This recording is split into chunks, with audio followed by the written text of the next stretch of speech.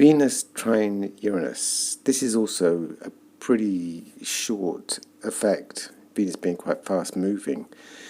The effect for me was very, well, I say it was quite significant. And this year there are three very large separate Uranus transits. It's featuring throughout the year. And I think because that influence is higher, there was quite a strong effect.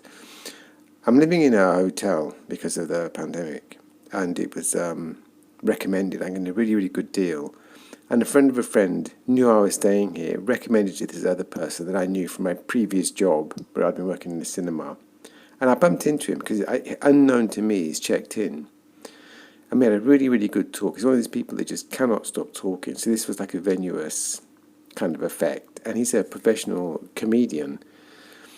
And he said, for some reason, he's got it in his mind that I want to be a comedian, or I want to give comedy a go. And the thing is, I've never said this to him, but I did used to do public speaking.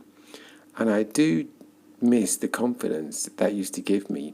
And he's kind of put me up and he's sorted me out. And later on, after this, during another Uranus, a much longer lasting Uranus transit, I actually ended up getting a mentor via him. But at this point, it was the unexpected meeting is the main effect. Now, natally, Venus is in the 5th house, which is in the 11th house, but it's in opposition to Uranus, which is in the 5th, which is to do with pleasure, hobbies and that kind of thing.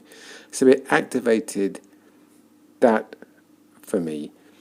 It's been quite negative in the past in that it's held me back from joining things socially, but now, of course, Venus is trining Uranus from the 9th, which is then taking this negative influence and it's putting a more positive spin on it.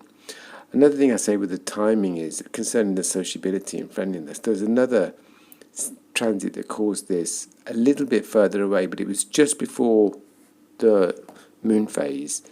And moon phases, which are new or full, they tend to be, timing-wise, they pull transits towards them, the effects. So you might get, say, a transit that's 3 days before a full moon, but you really feel the effect on the full moon itself. And there's no other explanation for this astrologically. The moon phases, they pull the aspects towards them, and you'll see this throughout. Even though I've not lived this year yet, I know that's going to be the effects. If you keep watching, you'll see the way that the transits occur, and you'll also see the way that I can actually make plans to talk about this Uranus effect.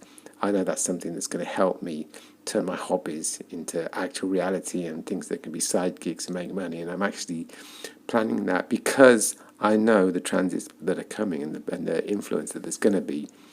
And that's, of course, one of the huge benefits of using astrology like this. It's timing, doing things you wouldn't otherwise have done, knowing that the wind's going to be in your sail in certain aspects. So thanks for watching.